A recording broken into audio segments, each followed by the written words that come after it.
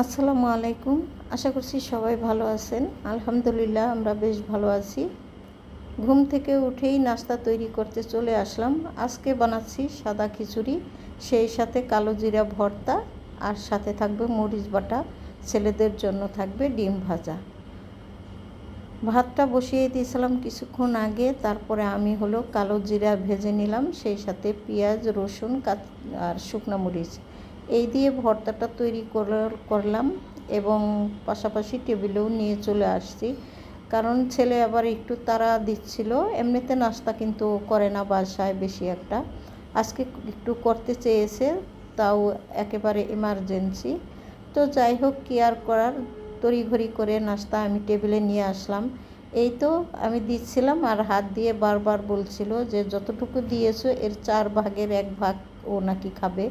তো আমি বললাম যে ঠিক আছে, তুমি এটার ভিতরেই বসো, যা খাও খেয়ে নিও, আর বাদ বাকি থাকবে আমি খাবো।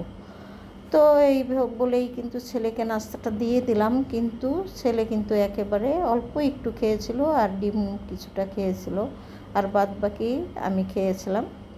তো যাই হোক, তারপরেও যতটুকু খেয়েছে আলহামদুলিল্লাহ, কারণ বাসায় নাস্তা করতেই চায় না, বাহিরেই বেশিরভাগ করে।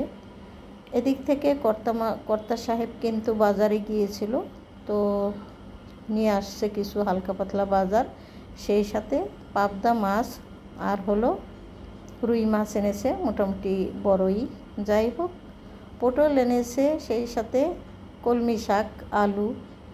তো বাজারগুলো একটু টুকটাক করে গুছিয়ে নিব, তারপরে আমি মাছ কাটতে যাব, কারণ মাছ কাটতে কিন্তু মোটামুটি অনেকটাই সময় লাগবে। মাছ শুধু কাটবো না, পাশাপাশি একদম ফ্রেশ করে ধুয়ে তারপরে আমি ফ্রিজে রেখে দেব। তো সবাই কিন্তু নাস্তা করা হয়ে গেছে অলরেডি, সাহেব তার কাজের স্থানে চলেও গিয়েছে।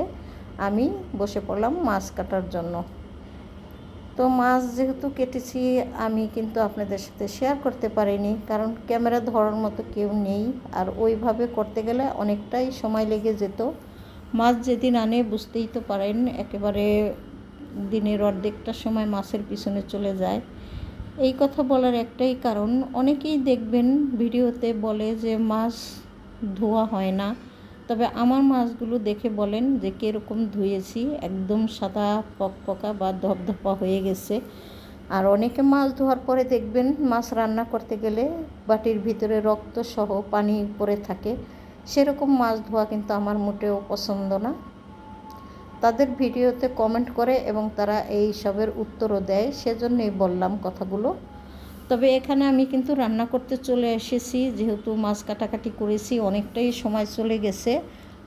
তো আগে রান্নাটাই শেষ করব, তারপরে বাদ বাকি কাজগুলো করব।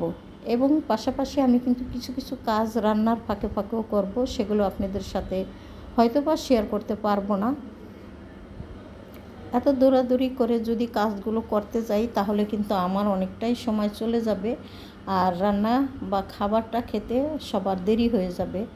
যেহেতু শুক্রবার ছিল, তাই তড়িঘড়ি করেই রান্না আমি শুরু করে দিলাম। বেশি কিছু রান্না করব না আজকে, কলমি শাক ভাজি করব আর মাছ পটল দিয়ে ঝোল করব, সেভাবেই রান্নার প্রস্তুতি নিয়েছি। এক চুলাতে শাক বসিয়ে দিলাম, আরেক চুলায় মাছ কষিয়ে রান্না করব।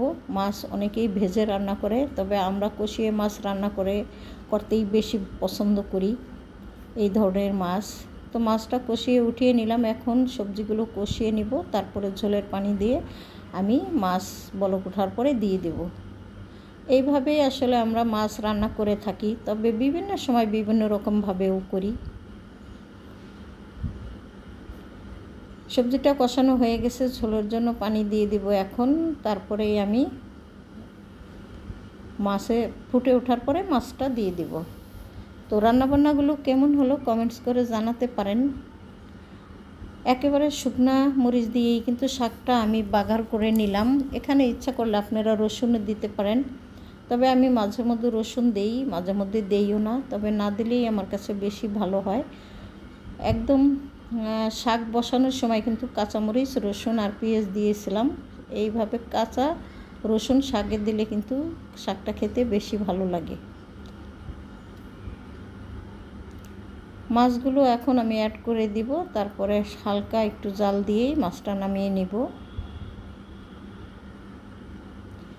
সবজিগুলো একদম সবুজ রয়েছে, আসলে সিদ্ধ হয়ে গেছে। এইভাবে মাছ রান্না করলে কিন্তু ভীষণ ভালো হয়। তো দুপুরে রান্নাবান্না করে খাওয়া দাওয়া করেছিলাম এবং মাছ কেটেছি, অনেক কাজকর্ম করেছি ঘরের সম্পূর্ণ সব। তো বাকি বিকেলবেলাটা আপনাদের সাথে আর আমি কিছুই শেয়ার করতে পারিনি, তাই ভাবলাম সন্ধ্যার পরে কিন্তু আমি একটুখানি রুটি খেয়েছিলাম। এই বাটার বনগুলো এনেছিল রাতের বেলা গতকালকে, তো গতকালকে যে খেয়েছিলাম ভাবলাম আপনাদের সাথে একটু শেয়ার করে দেই।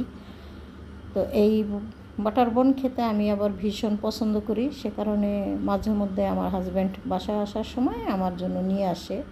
তবে ক্রিম না থাকলে আমি কিন্তু একেবারেই খেতে পারি না, ক্রিম ছাড়া বাটার বন আমার মোটেও পছন্দ না। যাই হোক, এখানে বাটার বনটা খেয়ে নিই আমি। গতকাল যে মিষ্টি এনেছিল সেই মিষ্টিটা কিন্তু আমি আজকে বিকেলবেলা খেয়েছিলাম। তো খাওয়ার সময় আপনাদের সাথে একটু শেয়ার করলাম, ভাবলাম যে কেমন হয় দেখি। এখান থেকে কিন্তু আমি দুটো মিষ্টি খেয়েছিলাম, কারণ মিষ্টি জিনিস আমার এমনিতেই খুবই পছন্দ। সবার কাছ থেকে খেতে খেতে বিদায় নেই। সবাই ভালো থাকেন, আমার জন্য দোয়া করেন, আমার পাশে থাকেন। আল্লাহ হাফেজ, আসসালামু আলাইকুম। মশার জন্য হাতটা আর এইভাবে রাখতে পারলাম না।